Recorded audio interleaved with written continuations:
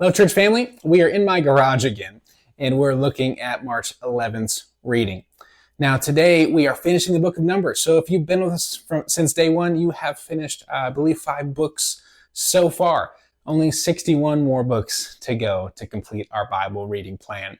But we are well on our way. And if you've just joined us, that's all right. We're going to continue to be consistent and finish the rest of this Bible together.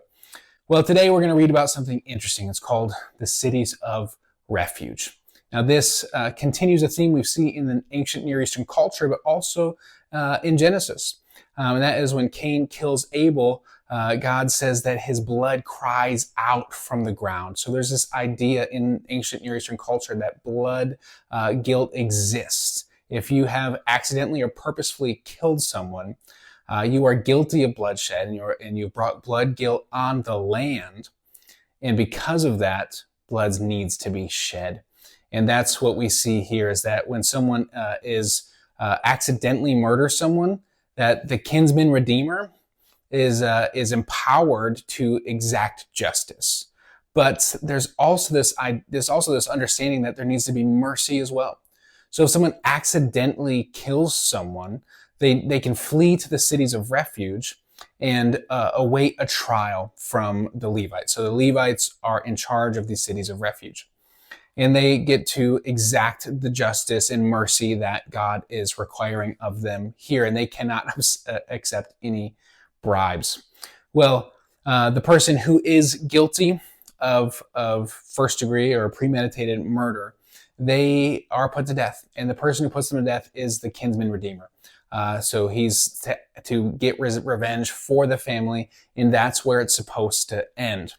Now, the reason that an accidental death is also, you flee the city of refuge and you have to stay there, is because there is this idea or this truth that blood being spilt does bring defilement into our country. Our country, yes, for sure, but definitely in Israel at this time as well.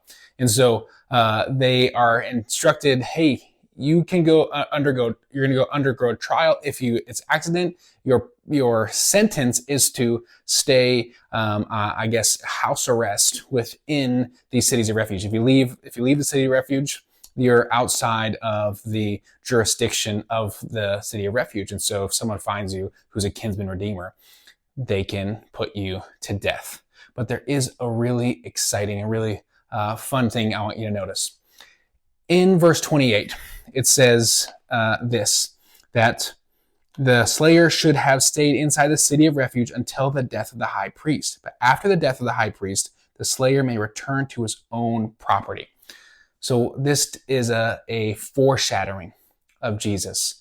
Now, the high priest has nothing to do with the sin that this person committed, or the sin that the other person is accusing them of, or if they've been found guilty of murder, second degree or third degree or whatever it is, manslaughter.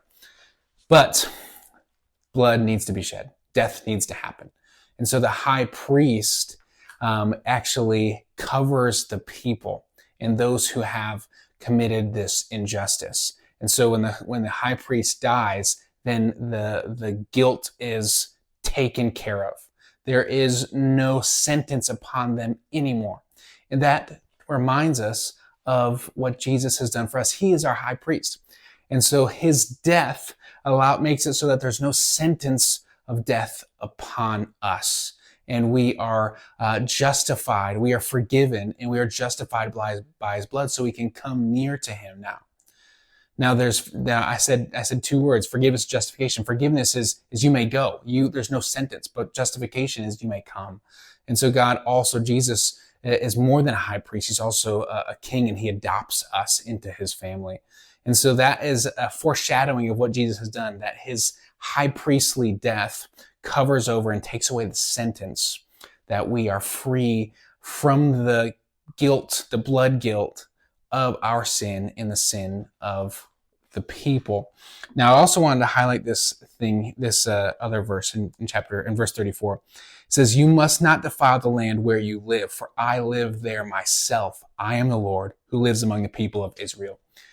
And so what that communicates to us is that those who follow God, who are claiming to be a Christian, we need to understand that if God lives with us, we don't want to do anything to defile ourselves or other people around us. I often say that if the Holy Spirit is within a person, he's not going to speak or allow the person who's filled to speak against other people. So if we're speaking against other people, or if we're doing things intentionally, we are defiling ourselves and our community. And so this is a call to obedience as well. We see that the high priest covers over our sin, Jesus, but he also empowers us to live a life that isn't full of the flesh, but is full of the Spirit, so we can live apart from defilement in union with the Father. And so those are the things I wanted to highlight for you today. I hope you enjoyed your reading. God bless you.